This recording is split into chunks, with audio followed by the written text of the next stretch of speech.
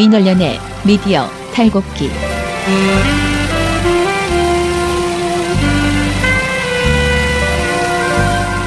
민원련의 미디어 탈곡기 175화 시작하겠습니다. 네, 안녕하세요. 저는 민원련의 김원경 사무처장이고요. 미디어 탈곡기의 이장입니다. 네, 저는 부녀회장 배나은 활동가입니다. 네, 청년회장 이봉 활동가입니다. 예, 제가 어제 또 어디 갔다 오느라고 방송을 못했습니다. 그런데 또 어제 우리 뭐 사과도 하고 뭐 여러 가지 사연이 많았다 그래서 제가 오늘 아침에 긴급하게 집안을 청소하면서 방송을 들었어요. 제가 늘 듣진 않습니다. 솔직히 말씀드리면. 일주일에 한 3번 듣습니다. 어떤 날은 못 듣고요. 웬만하면 들으려고 하는데 특히 제가 안 나간 날은 꼭 들으려고 하거든요. 감시. 네, 왜냐면 제가 나간 날은 그래도 뭘 했는지 내가 아니까 편집 상태 정도만 걱정하는데 아예 안 나간 날은 다음 날 내가 딴소리 할 수도 있잖아요. 그러니까 감시 차원은 아니고 내가 똑같은 소리를 하지 않으려면 미리 들어야 된다 이런 생각 때문에 이제 듣는데 저는 뭐 적절했다라고 생각을 하고 이제 뭐 좋았습니다. 나중에 댓글 이야기 하는 것까지 쭉 다 들었는데 뭐 터는 것도 어제 비교적 내용도 좋았고 뭐 저는 아무튼 마음에 들었습니다. 여러분들한테 저희가 모니터 보고서를 앞으로 매일 지금까지 저희가 거의 모니터 공장 수준으로 보고서를 쏟아냈는데요. 여러 가지 사실 민원연 보고서는 한 번도 똑같은 형식으로 나간 적이 없고 계속 형태가 바뀌고 있어요. 이렇게도 해보고 저렇게도 해보고. 근데 특히 제가 사무처장으로 와서 너무 많이 여러 번 지금 변화를 해보고 있거든요. 그야말로 그 시대에 그 시기에 필요한 상황으로 자꾸 이렇게 저렇게 지금 변화를 해보고 있는데 작년에는 저희가 일일 브리핑 체제를 갔어요. 그래서 그날 좀 속보성 있게 빨리 관련된 내용, 특히 문제 있는 내용을 빨리 공유하자라는 생각으로 좀 깊이가 없고 그리고 긴 흐름으로 보지 않더라도 오늘 잘못했으면 그냥 오늘 때린다 이런 식의 보고서를 냈는데 지금 상황에서 그런 보고서를 계속 그냥 하루하루 소비하는 보고서를 내는 것보다는 조금 긴 흐름으로 어제 예를 들어서 어제 이제 나은 씨가 했던 보고서처럼 어떤 보도를 언제부터 언제까지 총 카운팅을 해보니 이러하더라, 경향성이 이렇더라라는 그런 보고서가 지금은 더 필요한 시기라는 생각이 들었습니다. 왜냐하면은 시민 여러분들이 다 해버려. 우리가 해야 되는 그 일일 브리핑 있죠? 그거를 다 해버려. 그냥 아침에 일어나면 벌써 페이스북이고 뭐고 막 댓글로 해가지고 어제 뭐가 어쨌다 다 이미 공유돼 버리고 그 정도 수준의 그야말로 인상 비평 수준의 내용들은 이미 미디어오늘과 다른 매체에서 다 소화가 돼버리는 거예요. 그런데 민원연이라는 시민사회 단체가 언론 단체가 해야 되는 일을 생각했을 때 우리는 오히려 좀 더 길게 그런데 그렇게 매일매일 봤을 땐 이런데 길게 보면 이렇더라라는 다른 내용을 좀 전해줄 필요가 있다라는 생각이 들었고요. 사실 저희의 이런 모니터는 뭐 새로운 시도는 아니고 이미 세월호 때나 이럴 때 계속 그렇게 보도를 했죠. 저희가 뭐 한 달치씩 묶어서 보고서를 낸다거나 뭐 다들 그런 보고서를 여러 번 내봤을 거예요. 그래서 그런 식으로 좀 모니터 시스템을 바꾸려고 하고요. 그러다 보니까 미디어 탈곡께서 매일매일 그동안 우리가 했던 신문 방송 종편 오늘은 내가 세냐 네가 세냐 뭐 이런 그런 토너먼트가 무의미할 것 같다라는 생각이 좀 들었어요. 그래서 지금 제가 뭐라고 어떻게 하겠다라고 답을 드리기는 어렵고 저희도 준비하는 새해를 맞아서 시행착오와 여러 가지 준비하는 시간이 좀 필요해요. 그래서 한 달 동안은 아마 우리 탈곡기가 뒤죽박죽 결장이 되지 않을까. 그냥 이것도 해보고 저것도 해보고 여러 가지 시도를 하고 그리고 나서 모니터 체제가 안정화되면 탈곡기도 좀 안정시켜서 진행을 하는 식으로 그렇게 가겠습니다. 그리고 제가 어제 사무처 회의에서도 말씀을 드렸었는데 이제 다른 사람들도 많이 저희 지금 사실 민원연의 활동가가 이봉우, 배나은 저 이렇게 세만 있는 게 아니잖아요. 그런데 다른 활동가들은 칩거 중이시잖아요. 그래서 제가 최대한 많은 활동가들을 미디어 탈곡기에 출연시키고 또 저희에게 굉장히 도움을 주는 많은 그 정책위원이나 이사분들이 있습니다. 그래서 이런 분들에게도 출연 기회를 많이 넓혀서 미디어 탈곡기가 좀 더 여러분들에게는 좀 더 많은 그 편안하면서도 많은 그 언론 문제들을 공유할 수 있게 하는 그런 시간이 되고 우리들 스스로도 이걸 준비하면서 공부가 될 수 있게 지금 우리만 공부하고 있는 분위기야 약간 우리 셋만. 그래서 다른 활동가들에게도 좀 공부해서 준비해서 갖고 나와라 이렇게 제가 유도를 할 생각입니다. 그래서 여러분들이 저희 미디어 탈곡기는 어쨌거나 정체성이 민원연의 탈곡기이기 때문에요. 민원연이 하고 있는 활동과 민원연이 고민하는 것들을 여러분들과 최대한 많이 공유하는 그런 방송으로 가져가 보도록 하겠습니다. 우리 아빠는 슈퍼맨이에요. 종편 막말 패널들도 퇴출시켰고요. 보도지침 책도 만들었고요. KBS, MBC 적폐의 사진도 퇴출시켰고요. 언론교육도 하고요.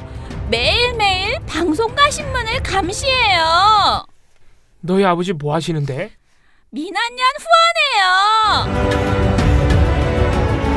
언론을 정상화시키는 확실한 길. 한 달에 10,000원 민원연 후원으로 가능합니다. 저는 어제 또 저의 동정을 얘기를 하는데 두 사람이 내가 없어졌다는 것만 얘기하지 어딜 갔다 왔는지 전혀 얘기를 하지 않더라고. 도대체 사무처장의 그 일정을 그렇게 무관심해도 되는 거야? 응? 아니, 산업인은 아니더라도 회의를 간 건 아니라는 것쯤은 알아야 되는 거 아니에요? 회의라고 얘기했어요 저희가 어제. 무슨 회의인지. 회의가 아니라는 거죠. 회의가 아니었다는 거. 어제는요 시민사회단체 연대회의 신년 할애식이 있었어요. 연대회의잖아요. 시민단체 아니지. 연대회의. 굉장히 큰 행사예요. 그러니까 그 시민단체 전체가 다 같이 모여서 신년 인사를 하는 그런 날이었습니다. 그래서 이제 아주 근데 저희가 거기에를 원래 이제 신년 할애식은 매년 가죠. 매년 가는데 거기에 이제 그 해에 화두가 되는 사람들을 뭐 한두 팀 불러가지고 그 사람들의 목소리를 들어보거든요. 근데 작년 연말에 투표를 시민사회단체 그 연대회의 운영위원들이 투표를 했어요.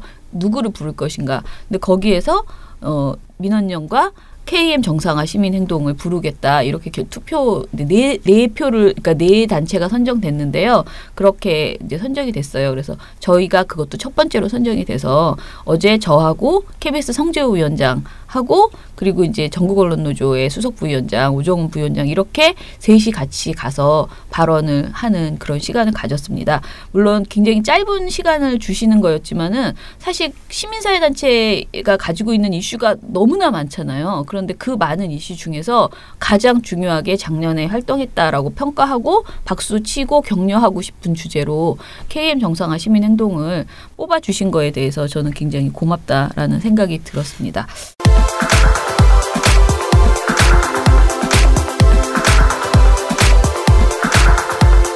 자, 그러면은 오늘 미디어 스크랩으로 넘어가 보겠습니다. 미디어 스크랩은 어제 우리 홍준표 그 대표께서 너무나 즐거운 일들을 많이 하셨기 때문에 그것부터 들어보죠. 네. 어떻게 보면 이분이 자유한국당 제1야당의 대표로 있는 것은 여당 입장에서는 축복입니다. 시민들 입장에서는 좀 짜증나겠지만 네. 알만한 분들은 이미 아실 거예요. 이미 화제가 많이 돼가지고 홍준표 대표가 어제 이명박 전 대통령을 만났어요. 네. 신년 인사하러 갔대요. 이 자리에서 두 분이 어떻게 보면은 의도치 않게 언론 장악을 했다는 사실을 실토했습니다. 네. 예, 뭐라 그랬냐? 홍준표 대표가 이렇게 만나서 인사하면서 뭐라 그랬냐면은 좌파 정권이 들어서니까 SBS도 뺏겼어요. 좌파 정권이 들어서니까 조중동은 잘 지키고 있지 않습니까? 부산의 KNN도 뺏겼습니다. 예. 이제 방송국을 뺏어. 예. KNN도 지금 회장이 지금 물러났죠. 지금 부산의 KNN 뭔지 아시죠? 부산 경남방송. 지금 부산에 KNN밖에 없는데 KNN도 회장이 물러났어요. 이 정권은 방송을 아예 뺐더라고요 라고 주장했습니다. 뭘 뺏었어. 네, 그래서 이미 가지고 있었어. 네. 더 웃긴 건 이명박 전 대통령이 가만히 나 있지. 그건 적폐지라고 했어요. 이제 방송국을 뺏어. KNN도 지금 회장이 지금 물러났죠. 그럼 아예 뺏어. 그럼 그것도 적폐예요. 뭘 알아야 대답을 하죠. 네. 그랬더니 홍준표 대표가 적폐가 아니라 강도죠 강도라고 했어요. 적폐가 아니고 강도죠. 내가 옛날에 강도였는데 다른 강도가 가져갔다 이건가요? 대박이에요 진짜. 작물이야 작물. 진짜 너무 웃겨 진짜. SBS를 뺏겼다. 이거는 한때 지들이 가지고 있었다. 뭐 이런 의미죠. 뭐 아시겠지만 SBS가 화가 많이 났습니다. 그래서 KNN은 화가 났는지 안 났는지 잘 모르겠어요. 어떻게 뉴스를 했는지 잘 모르겠는데. 근데 보통 KNN이 또 그 따로 지방에서는 부산 경남에서는 따로 뉴스를 하니까 저희가 살펴보지 못했는데 SBS는 화가 많이 나가지고 어제 이걸 아예 따로 한 꼭지로 편성을 했어요. 뉴스데스크 아니죠. 죄송합니다. 8시 뉴스에서 아예 따로 한 건의 보도를 따로 리포트를 마련해가지고 이제 비판을 한 거죠. 이게 이 리포트에서 재밌는 게 지난 대선에도 홍준표 대표가 SBS를 시비를 좀 많이 걸었어요. 지난 대선 때는 더 심하게 말했는데 뭐라 그랬냐면 SBS라는 그 방송은 그건 내가 모래시계 드라마 만들어주고 키운 방송입니다. 근데 어떻게 홍준표가 키워준 방송에서 그 짜우짓을 할 수 있느냐. 네, 지금하면 SBS 8시 뉴스가 싹 없애버리겠습니다. SBS라고 하는 방송은 그거 내가 모래시계 드라마 만들어줘서 키운 방송이다. 제작자였나요? 네, PD셨나봐요. 아니 그렇게 홍준표가 키워준 방송인데 어떻게 나한테 그따위 짓을 할 수 있냐.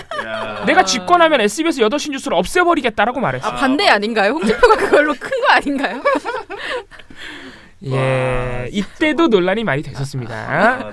그래서 이런 거를 이제 기자가 이 리포트를 하는 기자가 이런 발언들은 정치 권력이 언론을 좌지우지하던 과거의 잘못된 언론관을 아직도 가지고 있음을 보여주는 것이라고 강력하게 비판했고 김현우 앵커가 8시 뉴스를 마무리하면서 정치 권력이 언론을 좌지우지할 수 있다고 생각하는 건 언론 자유와 민주주의에 대한 의식 수준이 어느 정도인지를 고스란히 보여주는 겁니다. 자, 오늘 홍준표 대표가 SBS를 빼앗겼다고 말을 했는데 저희는 지금까지 자유한국당 소유였던 적이 단 한 번도 없습니다. 예, 아무튼 뭐 이런 재밌는 일이 있었는데 지금 자유한국당이 정권 교체 이후에 이런 뭐라 그럴까요? 의도치 않은 자기 고백? 방송 자각의 주범이었다고 이렇게 고백하는 게 비단 이 홍준표 대표의 어제 일뿐만이 아닙니다. 그 하루 전에 또 있었어요. 이런 일이. 재밌는데 정말. 2일날 바로 그저께입니다. 박성중 자유한국당 홍보본부장이 최고위원회 자리에서 똑같은 발언을 했어요. 거의 뭐 똑같아요. 네. 저희 저희가 여당 시절에는 위에 두뇌는 저희들이 어느 정도 뭐 지배를 했지만은 야, 이거 뭐 정말 대단한 분들이에요. 두뇌를 지배해서 이거는 실토한 거예요, 진짜로. 방송국들을 두뇌를 지배했다는 건 뭐예요? 경영진들을 자기네가 좌우했다는 얘기죠. 근데 지금은 아니다라는 건 뭐예요? 교체됐다 얘기죠. 그럼 그 수뇌부들, 그러니까 그 두뇌들은 다 이번 정권에 의해서 또 장악된 건가요? 이분들은 그렇게 보고 있는 거예요. 아무튼간에 예. 더 심각한 말은 이분들이 신문 몇 개 신문을 빼고는 전반적으로 네이버 마찬가지고 유튜브 마찬가지입니다. 전반적인 모든 운동장이 기울어진 이 상황에서 이분들 큰일 날 분들인데 네이버는 그렇다 칩시다. 뭐 네이버 우리 회사니까. 우리 회사는 아니죠. 우리는 어쨌든 한국에 국적을 두고 있는 회사니까 그렇다 치자고요. 유튜브는 왜? 큰일 날 뿐이에요. 유튜브가 소송 걸면 어쩌려고. 예. 누구한테 넘어갔다는 거야? 저쪽으로 문재인 정부한테 넘어갔다는 얘기예요. 큰일 분들이 아주 그냥. 예. 유튜브가 고소 걸 수도 있어요, 진짜. 유튜브가 뭔지 잘 모를 수도 있어요. 내가 자주 보는 채널 몇 개예요. 예, 아무튼간에 말 조심하셔야 됩니다. 아무튼 그래서 이분들이 진짜 자유한국당이 이 정도면 폐간돼야 돼요. 아, 네. 정말 심각합니다. 아니 도대체 의식 수준이 어디에 머물러 있는 건지 이제는 도저히 가늠할 수조차 없습니다. 50에 머물러 있는 건지 조선시대에 머물러 있는 건지. 언론 장악한다는 걸 저렇게 떳떳하게 말을 하고 다니다니 참. 예, 아무튼간에 이 정도면 수사 들어가야 되는 거 아닐까? 진짜 재밌는 분들. 그러니까 그 장악됐던 그 두뇌가 어디 갔냐고 지금. 그 사람들 지금 뭐 하고 있냐고. 전 그거부터 지금 밝혀내야 된다고 그러니까, 봅니다. 도대체 누구를 어떤 그 두뇌가 누구인지. 또 언론사별로 그 두뇌를 다 갖고 나오라고. 정말 색출해야 돼요, 정말. 네. 자기 고백. 이분들 정말 그러니까 이게 이렇게 고백한다는 거는 그게 심각한 문제라는 걸 모르고 있는 거야. 그렇지. 예. 그죠? 진짜 재밌는 분들입니다. 여기까지 할게요. 근데 SBS가 사실 완전히 홍준표 대표의 말에 반박하기 어려운 게 SBS 보도가 사실 굉장히 정권의 눈치를 많이 본 건 사실이에요. 그러니까 KM이 그렇다 치고 KM이 방송 장악된 거는 이루 말할 수 없고요. SBS도 사실 뭐 거의 많이 장악됐었다. 방송 내용을 봤을 때는 큰 소리 칠 일은 아니다. 그래서 우리는 한 번도 내 거인 것처럼 우리는 한 번도 자유당에게 뭐 된 적 없다 이런 말을 했다지만은 그러나 어찌됐든 이명박 박근혜 정부에서 굉장히 급신급신하면서 방송이 많이 훼손되었던 건 사실이다. 그래서 그거 얼마 전에 또 박수택 기자 건이 터졌잖아요. 네네, 그 4대강 비판하는 리포트를 했더니 회장이 불러가지고 하지 마라. 아니 그러면 내 거네. 거의 그런 수준이었어요. 자유한국당 입장에서는 내 거네 이렇게 볼 수 있죠. 그래서 자유한국당 말이 맞네. 그래서 저는 SBS가 자유한국당 거였다라거나 뭐 누구 거였다라는 아니지만 SBS도 정말 그 어떤 그 자신들의 행동에 대해서 우리가 KM 비판하듯이 분명하게 더 많이 반성해야 되는 부분이 있다. 라는 생각을 합니다. 자, 저도 스크랩 하나 했는데요. 그 PD저널 보도이고요. EBS 독립 제작자와 협력 상생 나선다라는 보도입니다. 이 여러 가지 내용들이 있는데 눈에 확 띄는 거는 EBS가 다큐 시네마라는 프로그램을 만들어서 매주 이제 다큐 영화를 보여주는데 그것에 대한 저작권을 100% 독립 PD에게 넘긴다. 영화 감독에게. 그런 내용입니다. 자, EBS가 지금 장혜랑 사장이 이제 그 작년에 취임을 하셨죠. 그래서 장혜랑 사장이 제2창사의 원년으로 삼겠다라고 선언을 했고요. 그러면서 특히 독립 제작자와의 협력 상생 의지를 밝혔습니다. 사실 EBS가 특히 그 외주 제작사와 일하는 게 많아요. 다큐도 많고 하다 보니까. 그래서 이 부분이 반드시 필요하고 또 EBS에서 사고가 나서 또 그 해외 촬영 고 박한석 PD와 고 김강일 PD가 돌아가시기도 했고 해서 이 문제를 잘 매듭짓는 것이 중요하고 이것에 대해서 그냥 단순히 뭐 고인의 어떤 그 상황 고 문제만 해결하는 것이 아니고 전반적인 그 독립 PD들이 요구하는 내용들을 귀담아 듣겠다라는 생각으로 시작을 한 것 같고요. EBS에서 그 아까 말한 다큐 시네마는 한 달에 한 번씩 독립 다큐멘터리를 제작 방송하는 그런 방송이래요. 그런데 작품 선정 기준과 구매 방영 방식은 선정위원회가 별도로 구성돼서요. 선정위원회에서 정한다고 합니다. 그리고 아시다시피 방통위에서 그 지금 그 독립 PD 관련된 굉장히 여러 가지 종합 대책을 발표를 해놨잖아요. 그래서 거기에서도 저작권 문제를 거듭 지적했기 때문에 이번에 100% 저작권을 독립 PD에게 준다라고 이야기를 했고요. 그 다큐 시네마는 100% 주지만 다른 프로그램은 어느 정도 비율로 공유할지에 대해서 대화를 통해 진행할 것이라고 합니다. 저도 저희 김세욱 부장이랑 이런 얘기를 저희 이제 정책 부장이 있는데요. 정책부장이랑 이런 것들 이것에 대해서 궁금한 점들을 막 얘기한 적이 있는데 예를 들면요. 지금 KBS 스페셜이나 EBS 이런 데서 나왔던 방송들이 영화로 되는 경우가 굉장히 많잖아요.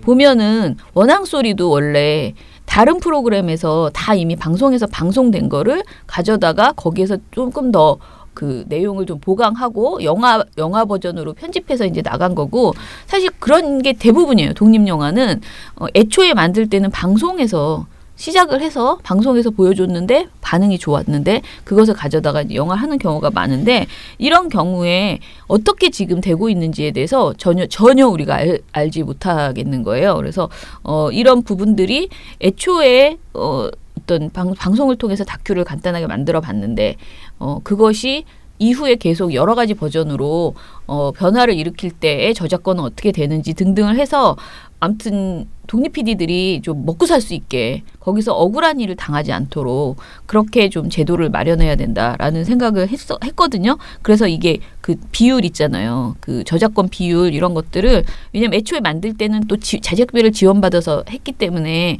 전적으로 또 그 감독이 다 가지기는 어려운 부분도 있을 거 아니에요. 이런 부분들을 서로 잘 맞춰서 가야 되겠다. 그리고 실질적으로 경제적으로 이분들이 아무튼 손해보지 않는 그런 상황을 만들어야 되겠다라는 생각이고요.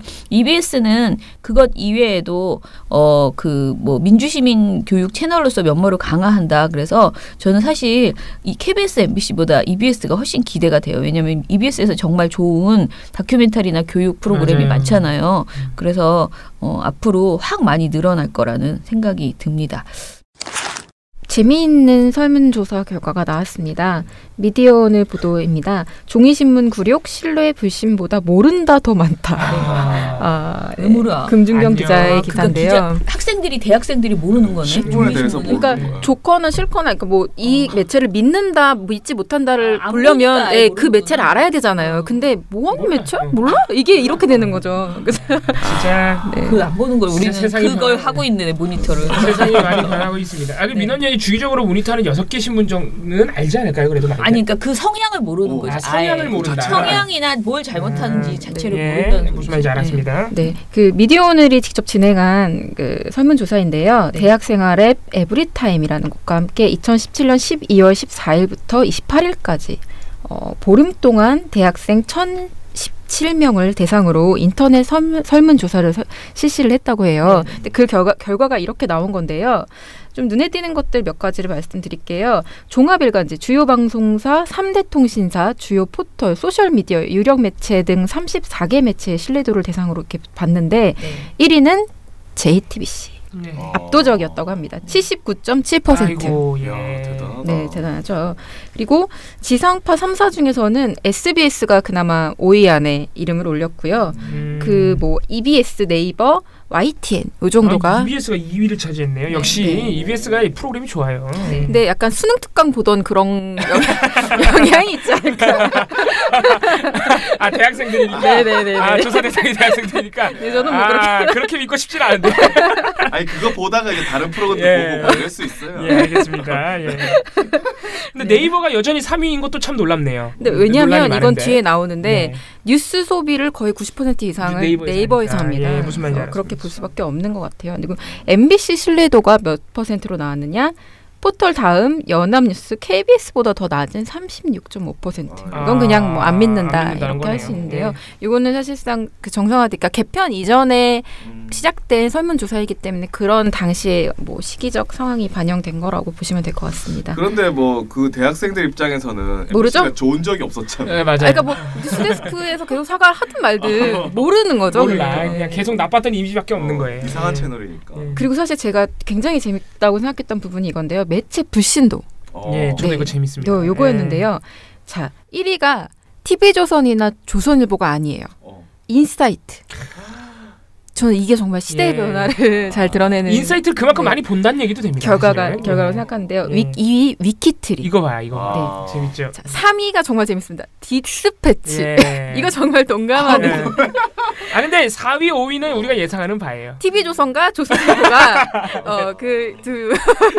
근데 이게 놀라운 게 1위부터 5위까지 거의 격차가 없어요. 굉장히 1-2% 안쪽에서. 그러니까 뭐 인사이트, 위키트리, 디스패치, TV조선까지는 다 40% 정도 되고요. 그러니까 사람들이 많이 보는 만큼 또 안 믿는다는 얘기예요, 사실은. 매체를 종이신문을 안 보고 뭐 영향이 떨어졌다고 해도 다들 조선일보 나쁘다는 건 안다. 그렇죠. 너네는 안 봐도 알아. 그리고 디스패치가 정말 무섭게 치고 올라오고 있다. 이미 굉장히 많은 악영향을 끼치고 있죠. 네. 그리고 이 보도의 어떤 제목이라고 할 수 있는 종이신문 그 여타 종이신문들 같은 경우는 기사 안에 있는 멘트가 이겁니다. 신뢰도 조사 자체가 무의미할 정도로 외면당하고 있었다. 종합일간지 10곳과 2대 경제일간지 모두 신뢰한다는 응답보다 잘 모르겠다는 응답이 많았다. 라고 하고 있고요. 이 중에서 그나마 30% 이상 신뢰도를 보인 신문은 두 군데. 한겨레, 중앙일보 두 군데라고 합니다. 네, 좀 뭐 시대가 변하니까 당연한 일인 것 같아요, 사실. 그러니까 슬프다. 이게 매체에서 우리가 냈어라고 할 만한 정말 우리의 보도라고 할 만한 것들이 나오지 않고 계속 그냥 인터넷 뭐 그런 보도들 나오고 받아쓰기 보도 나오고 이러면 모르는 거예요. 어차피 다 그 신문을 보는 게 아니니까. 이게 왜냐면 요새는 이제 거의 포탈을 통해서 왜냐면 모바일 환경에 적응돼 있기 때문에 포탈을 통해서 뉴스를 접하게 되는데 보도를 접하게 되는데 그럼 매체 그러면은 매체가 어딘지 몰라요, 사실. 상관이 없어요. 그러니까 저희야 뭐 이렇게 모니터 하니까 우리는 직업이 그러니까 보는 거고 들어가서 어느 매체인지도 한 번도 확인하지만 약간 직업병처럼 무조건 보게 돼요. 우리는 뭐야 봐도. 그래서 그리고 뭐 제목 보고 어디겠지 이렇게 하는데 근데 보통 안 그러잖아요. 안 그러잖아요. 관심 그렇게 할 필요가 사실 없고 할 필요도 없고 맞아요. 네. 근데 그리고 실제 최근 3개월 동안 뉴스를 접한 경로가 네이버가 93.1%. 이건 상대가 안 돼. 상대가. 종이신문은 몇 %? 13.1%. 제 예상보다 많이 보네요. 그래도.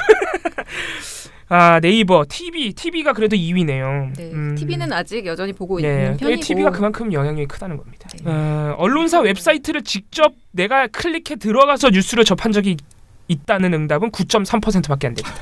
그만큼 포털로 다 뉴스를 본다는 거죠. 예. 그 다음에 콘텐츠가 재미없다. 라는 굉장히 슬픈 이야기. 네, 콘텐츠 재미 선호도에 대한 조사를 했대요. 근데 1위는 TVN. 네, 당연한 일인 것 같아요. 사실 정말 재밌거든요.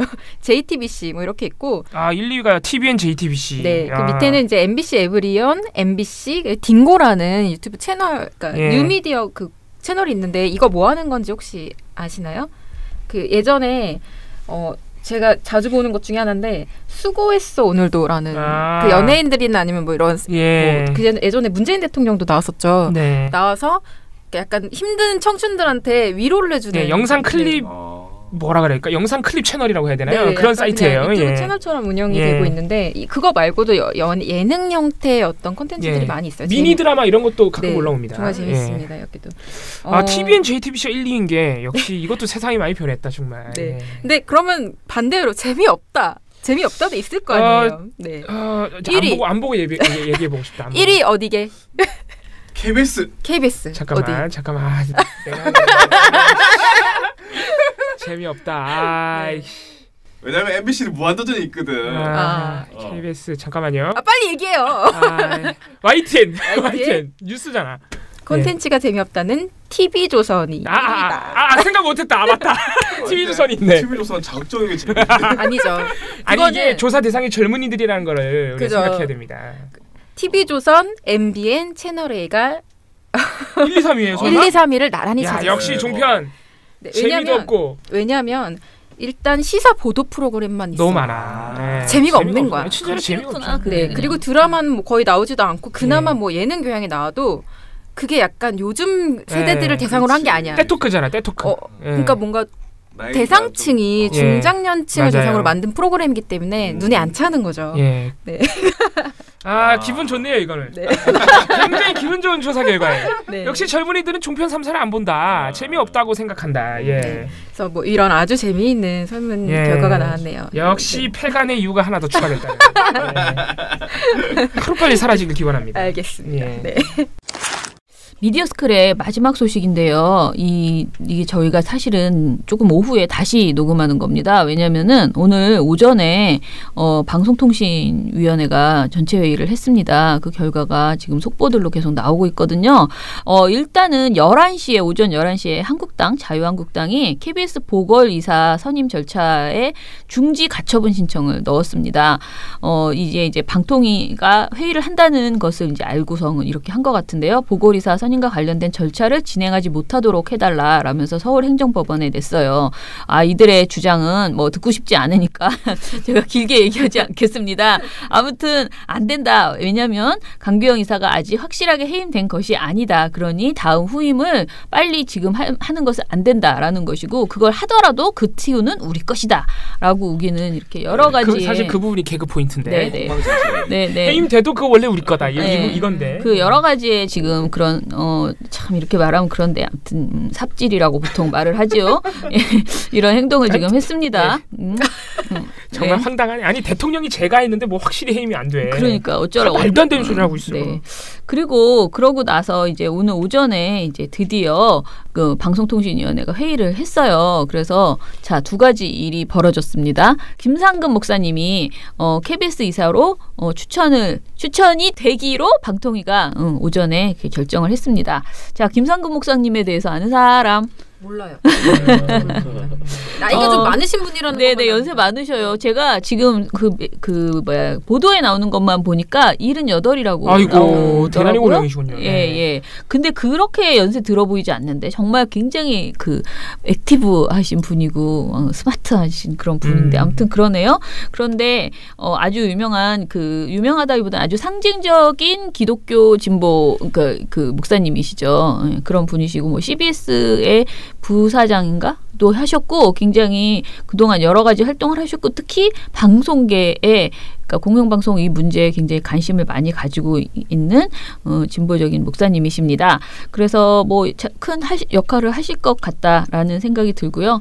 자, 그래서 김상근 목사님이 이번에 이제 이사로 임명이 되면은요, 어떻게 되느냐, 구 여권 추천 7명, 현 여권 추천 4명으로 구성됐던 KBS 이사의 구도가 구 여권 5명, 현 여권 6명으로 역전이 됩니다. 그래서 KBS 이사회가 이제 그야말로 고 사장 해임 결의안을 처리할 수 있는 완벽한 그런 표의 상황이 이제 그렇게 나온다 이렇게 생각하시면 될 것 같습니다. 7대 4에서 6대 5로 역전이 됐군요. 예, 그렇죠. 네. 자, 그래서 조용환 변호사와 김상근 목사가 전 김경민 이사와 그다음에 강규영 이사 대신으로 지금 들어간다 이렇게 보시면 되겠네요. 그리고 또 한 일 있죠. 고영주 씨가 날아갔죠. 고영주 씨가 드디어 날아갔습니다. 이게 왜 이제 날아가 하시는 분들도 아마 많을 것 같아요. 아마 이미 날아간다고 이미 다 날아가는 거 아니냐고 그렇게 말을 하실지 계속 모르나. 이사장에서 잘린 거지 이사로 남아 있었죠. 그렇죠. 이사장만 아니었던 거고요. 네. 오늘 오전에 박문진 고영주 이사 해임에 관한 건을 의결을 해서 문화방송 공적 책임 실현과 경영에 대한 관리 감독 책임을 다하지 못한 것으로 해서 해임이 되었습니다. 자, 그리고 오늘 안건이 또 있었는데요. 박문진의 한균태 감사를 해임하고자 하는 그 해임에 관한 건이 있었거든요. 그런데 방통위가 한 감사가 이사회의 위법 부당한 직무를 감독하는 감사로서의 직무 소홀에 그러니까 해임의 이를 정도는 아닌 것으로 판단했다 하면서 부결 이유를 설명을 했습니다. 근데 이사장이 날아가는 와중에 감사가 한마디도 못하고 있었으면 이거는 소홀히 한 것이 분명한데 무슨 소리인지 모르겠어요. 이건 사유가 되게 이상한 게 저 태만하긴 했지만 해임될 수준은 아니야. 네. 이런 거거든요 지금. 왜 있는 거야? 너무 재밌죠. 그런 정교한 수준은 어딘가. 예. 그것을 알고 싶네. 나도 알고 싶다. 어떻게 하면 저렇게 일할 수 있지? 네. 참 이상한 일일세. 좀 방통위가 지금 뭐라 그래야 되나요? 좀 눈치 보고 있는 거 아닌가? 너무 정무적인 판단으로 일을 하고 있는 것 같아요. 그냥 원리 원칙대로 가면 되는데. 네. 그리고 이제 지금 방금 전에 또 우리가 이제 광분하는 일이 벌어졌습니다. 오늘 방통위가 주요 타겟이 되네요. 갑자기. 네. 방통위가 뭔가를 또 하나 결의를 했는데요. 뭐냐면은 KBS 새노조에게 파업을 중단하라는 결의를 방통위가 채택을 했어요. 왜요? 고대용은 날라갔대요? 네, 그런 의도로 보이죠. 오늘 그 보궐이사를 일단은 선임을 했으니 이제 빨리 복귀를 해라라고 이제 이렇게 다 됐으니까 이제 그만해라, 주장을 한 건데 어찌됐든 자신들이 너무 뒤늦게 지금 일을 처리해가지고 평창올림픽에 대한 걱정이 되긴 돼요. 저희도 다 되죠. 그런데 그거 알면서 언제 열리는지 몰랐나 평창올림픽. 근데 그거를 알면은 좀 KBS 정상화를 좀 빠르게 추진을 했어야 되는데 이것을 너무나 그야말로 진정한 좌고우면 그동안 눈치 보느라 정신이 없었잖아요. 그래서 이렇게 늦어진 것 가지고 이제 와서 노조에게 빨리 들어가라라고 말하는 거는 너무 자기네 책임 뒤집어 씌우려고 그러는 거죠. 빨리 안 해줘가지고 일을 다 망쳐놓고 솔직히. 그리고 이게 본질적으로 굉장히 황당한 일인 게 정부 권력기관이 노조에게 노동자가 파업을 했는데 그걸 지금 해라 말아 어디다가 지금 그런 말을 해요? 심지어 회사도 아니야. 네, 사측도 아니고 정부기관이 노조한테 파업을 하나 마라 하는 건 전 처음 봐요. 박근혜 정부에서도 이런 일까지 벌어지진 않았거든요. 그 수준이 아닌 것 같아요. 저는 진짜 이건 너무 심한 겁니다. 방통위가 어떻게 이런 말을 할 수 있습니까? 아무튼간에 오늘 방통위 여러 가지 측면에서 좀 우스꽝스럽다라는 생각이 듭니다. 자, 자기들 생각에는 그래도 두 개 큰 건 했다. 일단은 김상근 김상근 목사 추천했고 그리고 고영주 이사 날랐다. 그러니 감사 하나는 살려주고 그리고 이런 희괴한 결의를 채택을 하는 지금 정치질합니까? 이런 방통위의 일정이 있었습니다. 자, 나머지 다른 이야기는 내일 또 미디어 스크랩에서 여러 가지 반응들이 나올 것 같아요. 내일 다시 털어드리도록 하겠습니다.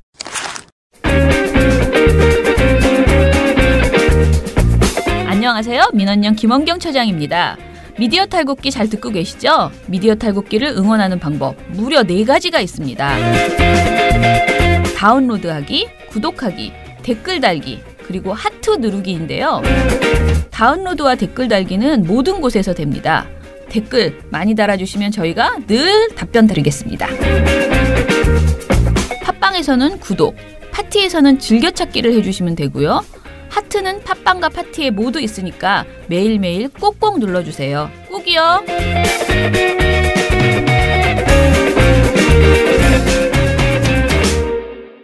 자, 그러면 오늘 털어보는 시간으로 갈까요? 이어서 자 오늘은 그냥 베나베나 쇼인가요? 베나베나 쇼입니까? 나는 안 해도 되는구나.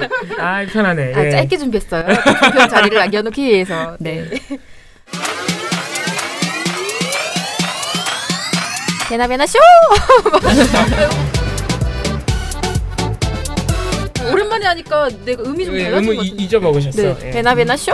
베나베나 쇼? 모르겠다. 예. 아마 예전 방송 들어보고 다시 한번. 네, 괜찮습니다. 오늘 것도. 예. 네, 첫 번째 이슈인데요. 국가인권위원회가 2010년 활동지원법의 올바른 제정을 요구하면서 인권의 점거 농성에 참가했다가 숨진 우동민 활동가에 대한 인권 침해 사실을 공식 인정하고 사과했습니다. 근데 인권위가 왜 사과를 하게 됐느냐? 국가인권위원회 혁신위원회가 지난해 이제 29일 날 우동민 활동가 사망 사건에 대해 사과하고 진상조사팀을 구성하라고 권고안을 내놨기 때문입니다. 이게 이 혁신위가 내놓은 첫 권고안이에요. 근데 1호 권고안이 될 수밖에 없었던 게 이 사건 자체가 굉장히 좀 심각한 사건이었거든요. 네. 뭐냐면 이명박 정부 당시 3년차였죠. 2010년입니다. 서울 중구에 있던 옛 인권위 건물에서 농성을 벌이던 장애인 활동가 우동민 씨가 숨졌습니다. 근데 이분들이 2010년 11월 22일부터 12월 10일까지 이때가 겨울이죠. 그러면 굉장히 추운 시기였습니다. 인권위 건물에서 이제 점거 농성을 벌이는데 뭘 얘기했느냐면 정부가 장애인 활동지원법을 예고를 하니까 그걸 반대하기 위해서 거기를 점거 농성을 합니다. 근데 농성장에 전기와 난방이 끊깁니다. 12월 3일부터 10일간 거의 수시로 전기와 난방이 끊겼고요. 엘리베이터 작동이 계속 통제돼요. 그리고 음식물 반입이 통제됩니다. 음식물 반입은 왜? 식사 반입이 통제되니까 그렇게 하면 지쳐서 빨리 나올 수 있을 거라고. 그럼 일부러 그렇게 했다는 거네요? 자, 그런 의혹이 처음에 제기가 됩니다. 그런데 당시 인권위가 뭐라고 얘기를 했냐면 2012년 국회 인사청문회에 참가를 해서 전기와 난방은 우리가 인권위가 관여할 수도 없고 음식물 반입도 금지하지 않았다고 해명을 합니다. 자, 거짓말이었습니다. 뭐냐면 이번에 혁신위원회가 조사한 결과에 따르면 뭐냐면요. 손심길 당시 사무총장 주도로 인권위가 직접 만든 농성대책 매뉴얼이라는 게 있대요. 그걸 따라서 출입 통제와 난방 중단이 이뤄졌다. 그럼 인권위가 다 했다는 네, 했습니다. 일부러. 전기 끊고 그리고 이게 이분들이 장애인 활동가 분들이기 때문에 전동 휠체어를 충전을 못하면요. 이동이 안 돼요. 그럼 화장실을 못 갑니다. 이런 상황에서 지금 사망을 하신 거예요. 그 자리에서 그러니까 실려 나가서 건강 상태가 악화되면서 실려 나갔는데 그 이후로 회복하지 못하시고 사망. 이거는 인권위가 사람을 죽인 거나 다름없는데요? 네, 맞습니다. 정말 죽인 사건이에요. 굉장히 끔찍한 건인데 잘 알려지지도 않았거니와 사과 지금까지도 인권위가 인정을 안 했어요. 근데 그걸 지금에서야 이제 인정을 한 겁니다. 그래서 이성호 인권위원장이요 2일날 모란 공원에서 개최된 우동민 활동가 추모 행사에 참가를 해서 직접 또 한번 공식 사과를 했습니다. 그러면 이건 굉장히 사실 중요한 일이고 상징적인 사건이에요. 인권위에 대해서 첫 권고안이 이 부분이라는 것들. 그리고 이제서야 진상이 좀 어느 정도 확인이 됐다는 점. 보도가 단 한 곳이 합니다. 보도를. 딱 한 군데가 있다. 네, 방송사 중에 저녁 종편 뉴스에서 이걸 보도한 곳이 단 한 곳이에요. 저는 자, 이제는 고르기가 어려워졌어. 저는 선택지가 3군데라. 예. 이게 우연치 않게 저는 TV로 봤어요. 봤어요? 알고 계시네. 그럼. 우연치 않게 막 돌렸는데 내가 왜 돌렸는지 몰라. 그 채널을 왜 돌렸는지 내가 기억이 안 나는데 봤어. 그래서 깜짝 놀랐어. 오늘 정답 맞추려고 보셨나 보죠. 그래서 그러면 나 같으면은 이거 말 안 하고 가만히 있다. 내가 정답 여태까지 몇 번 그랬을 거야. 이건 어디가 보도였을까? 네. 이제 선택지가 너무 많은데. 선택지가 조금 늘어났죠. 네. 일단 후보가 몇 개네. 뭐 있죠?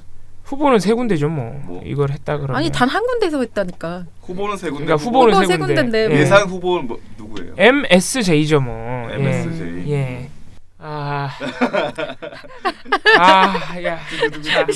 심장. 제가 추론을 해볼게요. SBS는 어제 그냥 맞춰. SBS는 어제 홍준표를 때리느라 정신이 없었을 거야. 바빠. 보도할 시간이 안 돼요. MBC는 사과하느라 바빠늘. 어제는 특별히 사과한 게 없지만 어쨌든. 그래서 JTBC 갑니다. JTBC요? 네. 땡. SBS였습니다. 홍준표도 때리고 이것도 했단 말이야. 내가 힌트를 드렸잖아. 내가 왜 그 채널을 그때 봤는지 모르겠다. 그 얘기했잖아요. 이 보도가 나온 건 2일이에요, 어차피.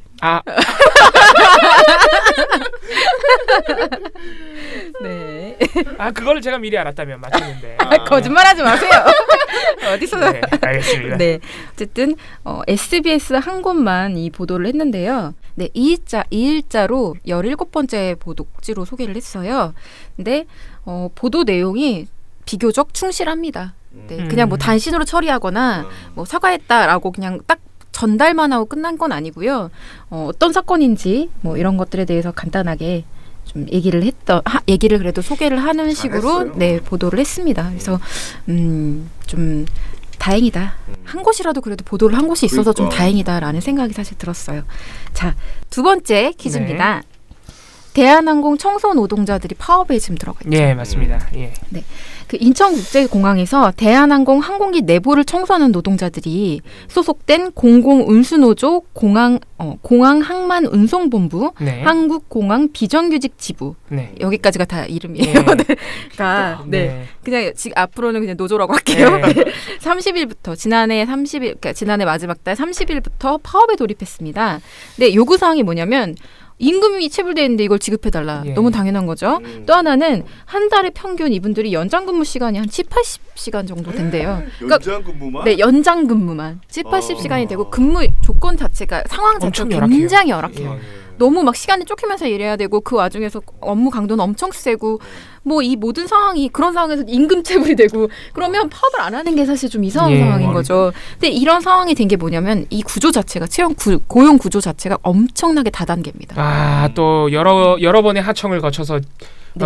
비정규직을 고용하고 있군요. 네, 일단은 최상위 원청에서는 대한항공이에요. 예. 이 대한항공이 자회사로 그 한국공항이라는 게 있어요. 한국공항이라는 걸 가집니다. 네. 근데 이거는 한국공항은 기내 청소 업무 스탁 업무 업체인 EK 맨파워라는 곳을 또 하청을 주는 거죠. 계속 위탁 그래서 여기 소속된 분들이 직접 청소를 하는 거예요. 3차 그러니까 3번에 걸친 거예요. 네, 재하청 업체네요. 그러니까 지금 이분들이 요구하는 건 뭐냐면 단순히 하청업체만 문제가 있는 게 아니다. 그 위에서 이 상황 뻔히 알면서 관리 감독 안 하고 그냥 보고만 있었다. 원청들이 그렇기 때문에 책임이 같이 있는 것이다라고 그럼요. 하면서 이제 파업을 돌입한 것이고요. 또 하나 문제가 뭐냐면 파업이 시작된 이후에 이 그 업체가 그러니까 EK 맨파워라는 곳이 무슨 짓을 하냐면요. 현장에 또 다른 하청업체 직원을 투입하고요. 아르바이트를 신규로 뽑습니다. 이거 뭐죠? 불법 대체 인력 투입이죠. 노동법 위반이죠. 그래서 노조가 2일 날 다시 오전에 그 인천 남동구 중부지방고용청 앞에서 기자회견을 열고요. 노동부가 대한항공 하청사의 노골적인 불법 대체 인력 투입을 당장 중단시켜야 한다라는 촉구 집회를 했습니다. 자, 이 소식을 전하는 곳이 몇 군데 있었을까요? 복잡하네요, 정말. 맞춰보시죠. 이게 사실 우리가 물론 모든 노동 문제가 이거 굉장히 참담한 일인데 이게 한 분이 돌아가셨어요. 돌연사 하셨어요. 일하시던 분이. 쉽게 말해서 비행기 청소하시는 분들인데 얼마나 힘들겠어요. 비행기가 이게 뭐 집 한 채보다 더 큰 게 비행기인데 그래서 보도를 좀 하지 않았을까 싶은데 한 3군데 하지 않았을까요 그래도?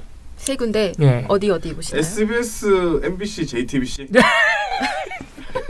먼저 이러면 내가 할 게 없잖아요. 하나만 다르게 얘기해요. 와 대박. 하나만. 먼저 대박이다. 얘기하면 똑같이 얘기할 수 없습니다. 대박. 예. 손발력이야 이거. 자. 아니 근데 내가 틀 수도 있잖아. 예. 야 또. 난감하네요. 아니 꼭 새 곳이 아닐 수도 있어요. 새 곳 아니에요? 그러니까 있어. 그러니까 그것도 여러분들이 결정하시면 됩니다. 이거는. SBS, JTBC 봅니다. 2군데. 네. 2군데만 일단. 땡. 아무것도 하지 않았습니다. 안 했군요. 네. 소름. 네, 이 바보들아. 아무것도 안 했다. 아니 근데 배낭 활동을 어떻게 알았어요? 뭐를?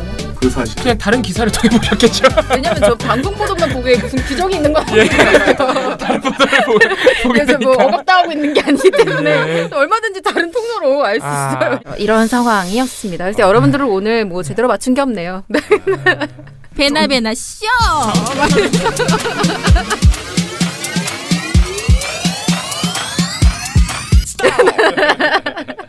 보도가 너무 그런 어떤 작은 내용들이라고 생각하는 자기들이 보기에 그런 내용들을 사실 되게 특히 그 노동 관련된 일이라든가 그 그러니까 법적인 부분 특히 뭐 인권위 권고사항이라든가 또 인권위에서 이번에 이런 내용들을 한 게 실제로 국민들한테 굉장히 아주 밀접하게 연관이 되어 있는 사안인데도 사실 관련된 내용은 거의 보도하지 않아요. 제가 예전에 인권위원회 때문에 인권위원회 있으면서 인권위원회 관련된 보도 되게 많이 모니터를 했는데 인권위 보도가 방송에서 나오는 것은 거의 불가능한 그러니까 인권위에서 매일 뭔가를 권고하잖아요. 국민의 삶과 직결된 굉장히 중요한 사안들을 권고하는데 보도는 나오지 않습니다. 대부분이 온라인 송고용 단신으로만 소통이 되고 이게 그 유통이 되고 있고요.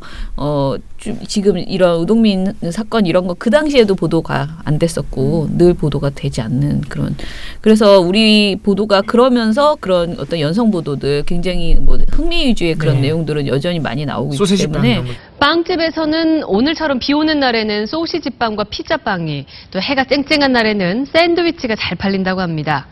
자, 이런 날씨와 관련된 소비자의 구매 심리가 어떻게 활용되는지 장성우 기자가 취재했습니다. 네. 방송 보도가 진짜 많이 변해야 되는 그런 상황인 것은 사실이죠. 하다못해 단신으로라도 처리를 해야지 쭉 묶어가지고. 아니 지금도 보면은 KBS도 얼마 전에 뭐 비 오는 날 군고구마였나요? 뭐였습니까 도대체? 무슨 군고구마 보도 한 번 했었죠? 겨울에 겨울적 간식으로는 뭐. 요즘 같은 날씨에는 간식으로 뭐가 제일 먼저 생각나십니까? 한 설문조사 결과 군고구마가 겨울철 가장 인기 있는 간식 1위로 나타났습니다.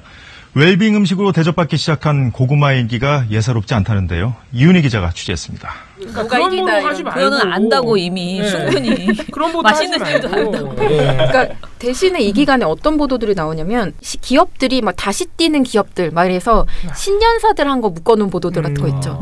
그런 건 나오는데 이런 게 안 나와요. 아니 그런 쓸데없는 거 보도하지 말고 진짜 갑자기 화가 나네.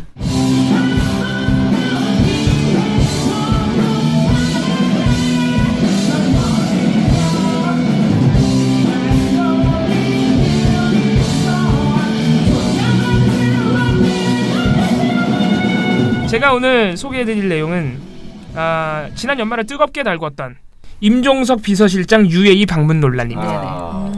이게 아주 종편이 난립니다. 아주 비중 있게 다루는데 TV조선 채널A MBN의 시사 토크쇼가 진짜 하나도 빼지 않고 거의 매일 다루면서 거의 매일 똑같은 소리를 하고 있어요. 이게 TV조선 MBN 채널A가 이런 민감한 특정 사안에 있어서는 굉장히 아직도 엄청난 편파성을 보입니다. 네. 특히 이 사안은 거의 자유한국당을 매일같이 대변해주고 있다. 거의 딱 한 명씩 매일매일 딱 한 명씩 여권을 대변하는 패널 한 명씩만 둬요. 나머지 한 2-3명의 패널과 진행자들이 합세해서 자유한국당을 대변하는 거예요. 그럼 방송 자체가 어떻게 흘러가겠어요? 내내 자유한국당 주장만 하고 있어요. 그래서 아주 일방적으로 진행되고 있는데 그중에 특히 제가 재미있는 사례를 하나 오늘 소개해드릴게요. 이분은 김병민 씨 아시죠? 김병민 씨 채널A에 많이 나오시는 분인데 지난 연말 12월 30일 채널A 시사포커스라는 프로그램에 나왔습니다. 이 시사포커스가 뭐냐면 안영환 씨가 진행하는 프로그램이에요. 안영환 씨 아시죠? 예. 아무튼간에 그런 프로그램인데 이 프로그램이 되게 굉장히 재밌는 게 최진영, 서양우, 김병민 이렇게 3명의 패널이 나왔는데 서양우 씨를 빼고 최진영, 김병민 씨가 자유한국당을 대변합니다. 서양우 씨는 말을 그렇게 많이 하지도 못해요. 둘이 계속 떠드는 거예요. 아주 재밌게 흘러가는데 최진영 씨가 정부가 5번이나 말이 바뀌었다. 만약에 증인이 재판장에서 이러면은 판사한테 혼난다.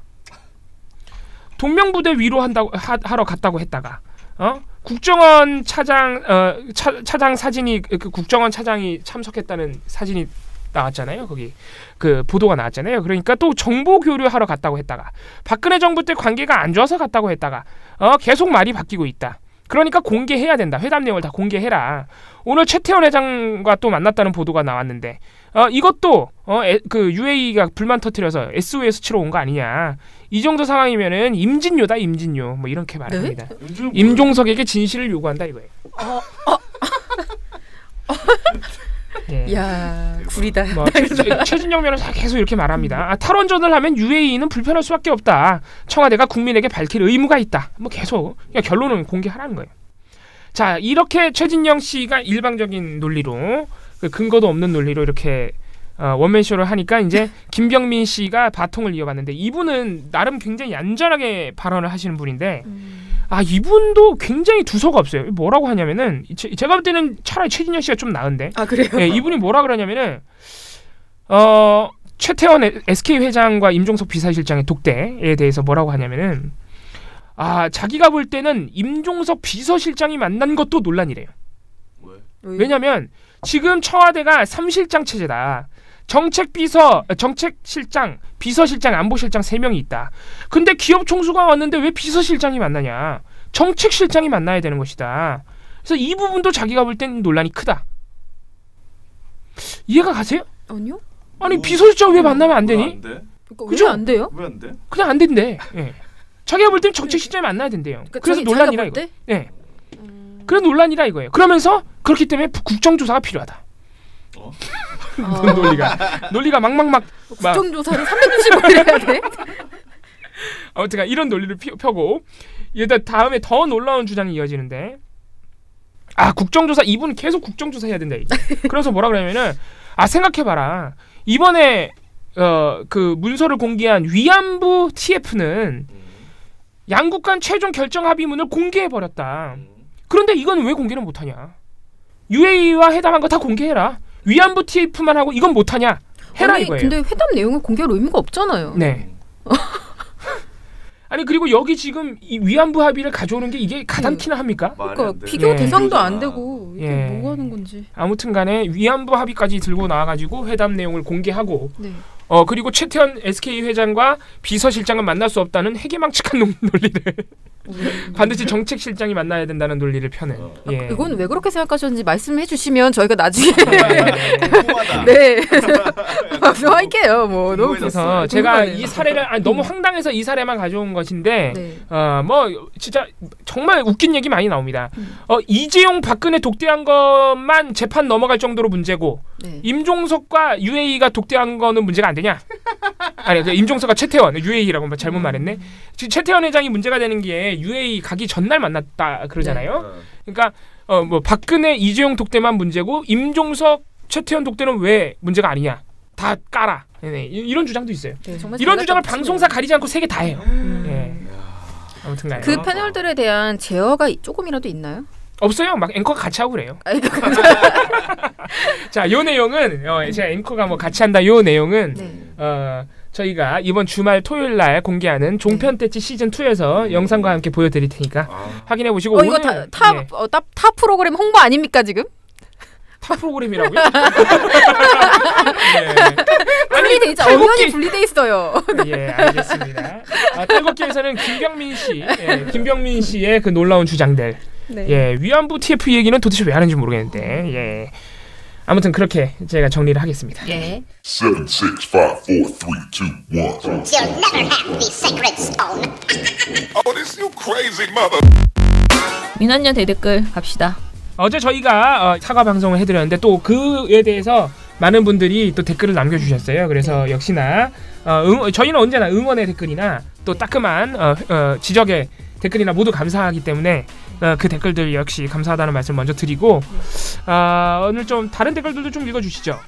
미령곰탱님이 택배에 도착했다니 다행이네요 하면서 배송간 상하지 않을까 걱정했다. 너무 맛있어. 네라고 했는데 지금 사람들이 일단 사라다빵을 입에 넣으면 녹는다. 진짜. 네, 정말 입에서 녹는다. 깜짝 놀랐어요, 진짜. 진짜 그렇게 다들 말을 하시더라고요. 저 녹더라고요. 사라다가 녹아 입에서. 네, 그래서 활동가들이 이거 이제 나눠 먹으면서 여러 명이 다 나눠 먹었거든요, 전체랑. 네, 그러면서 다들 감동하며. 진짜 감사합니다. 제가 이렇게 말한다고 해서 다시 보내달라는 얘기는 절대 아닙니다. 안 보내주셔도 되고요. 아닙니다, 진짜. 너무 감사하게 맛있게 잘 먹었습니다. 전혀 상하지 않았습니다. 진짜 정말 상하지 않아요. 점심 안 먹고 보고 먹었습니다. 그래서 전 직원들 드실 수 있을 정도로 구입해 드릴게요라고 하셨는데 아닙니다. 이미 어제 전 직원이 나눠 이미 먹었어요. 그런 것들이 있다는 걸 알았기 때문에 사 먹을 수 있습니다. 그럼요. 저희가 사 먹겠습니다. 너무 죄송해서 감사하고 죄송해서 그런 게 있었고요. 그다음에 트러스트노우님이 부녀회장님에 대한 제 신심이 부족했다는 걸 느끼게 됩니다. 무슨 뜻인지 모르겠어요. 네, 그래서 이건 무슨 말씀이신지 나중에 신심이 모자랐다. 자, 그리고 444046님 오늘도 잘 들었습니다. 처장님은 새해에도 여전히 바쁘시네요. 그리고 이건희 차명계좌 보도 모니터에 대해서 얘기를 하셨습니다. 이거 재밌네요. 조선일보는 요즘 보는 사람이 없어서 그런지 그냥 막 가네요. 근데 이게 맞는 말이라 좀 안타깝습니다. 이거 설문조사 결과를 그대로.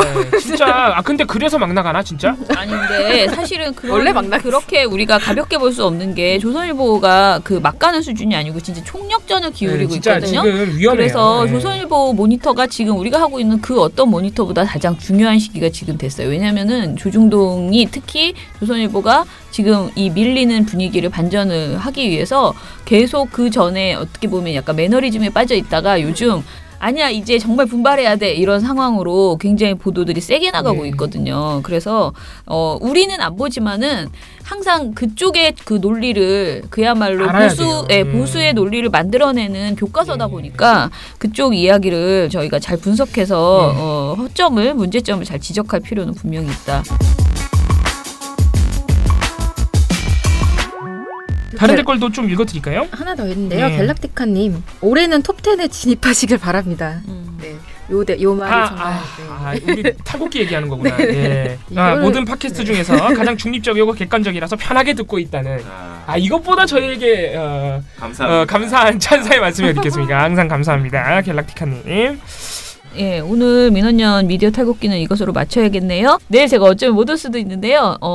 그런데 사무실에 있을 거예요. 그러면서 다른 일을 하게 될 거라서 제가 어찌됐던 간에 끼어들어서 중간중간에 방송에 참여하도록 하겠습니다. 그리고 오늘 아무래도 이제 보고서가 오늘은 좀 더 많이 이제 뭐 신문 방송 나오게 될 거라서 내일도 저희가 그냥 터는 시간으로 그렇게 가겠습니다. 예, 그러면 내일 다시 찾아뵐게요. 민원연의 미디어 탈곡기는 내일도 열심히 털어드리겠습니다. 탈탈탈. 안녕.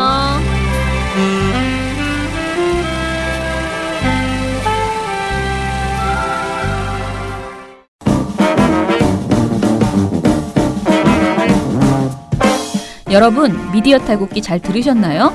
민원연은 1984년부터 우리 사회 언론 민주화를 위한 걸음을 우직하게 걷고 있습니다. 특히 왜곡, 편파, 막장 뉴스가 만연한 상황에서 민원연의 언론 감시 활동은 더욱 중요합니다. 민원연 회원이 되어 저희에게 힘을 주세요. 민원연 홈페이지 ccdm.or.kr에 오셔서 회원가입을 신청하시거나 02-392-0181로 전화 주시면 됩니다. 한 달 10,000원의 회비가 언론을 바꿉니다.